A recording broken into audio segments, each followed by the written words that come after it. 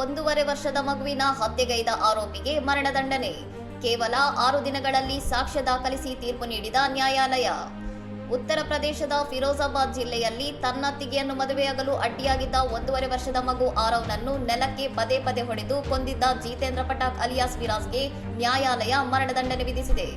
ಮೇ 30ರಂದು ಶಿಕೋಹಾಬಾದ್ನಲ್ಲಿ ನಡೆದ ಈ ಕ್ರೂರ ಘಟನೆಯಲ್ಲಿ ಮಗುವಿನ ತಾಯಿ ವಿರಾಜ್ ವಿವಾಹ ಪ್ರಸ್ತಾಪವನ್ನು ನಿರಾಕರಿಸಿದ್ದಕ್ಕೆ ಸಿಟ್ಟಿಗೆದ್ದ ಆರೋಪಿಯು ಈ ಅಮಾನವೀಯ ಕೃತ್ಯ ಎಸಗಿದ್ದನು.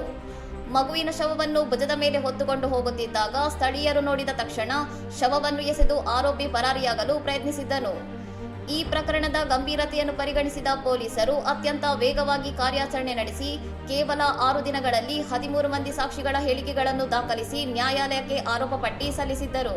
ಫಿರೋಜಾಬಾದ್ ಜಿಲ್ಲಾ ಮತ್ತು ಸೆಷನ್ ನ್ಯಾಯಾಧೀಶರಾದ ಡಾಕ್ಟರ್ ಬಬ್ಬು ಸಾರಂಗ್ ಅವರು ಈ ಪ್ರಕರಣವನ್ನು ಆದ್ಯತೆಯ ಮೇರೆಗೆ ವಿಚಾರಣೆ ನಡೆಸಿ ಆರೋಪಿಗೆ ಮರಣದಂಡನೆ ವಿಧಿಸಿ ತೀರ್ಪು ಪ್ರಕಟಿಸಿದ್ದಾರೆ. ಅತ್ತಿಗೆಯನ್ನು ಪಡೆಯುವ ದುರಾಸೆಗೆ ಬಲಿಯಾದ ಹಸುಗೂಸಿನ ಈ ಹತ್ಯಾಕಾಂಡವು ಇಡೀ ಸಮಾಜವನ್ನು ಬೆಚ್ಚಿಬೀಳಿಸಿದ್ದು, ನ್ಯಾಯಾಲಯದ ಈ ತ್ವರಿತ ತೀರ್ಪಿಗೆ ಸಾರ್ವಜನಿಕ ವಲಯದಲ್ಲಿ ಭಾರೀ ಪ್ರಶಂಸೆ ವ್ಯಕ್ತವಾಗಿದೆ. ಇನ್ನಷ್ಟು ಸುದ್ದಿಗಳಿಗಾಗಿ ನೋಡ್ತಾ ಇರಿ ಸೌರಂ ಟಿವಿ.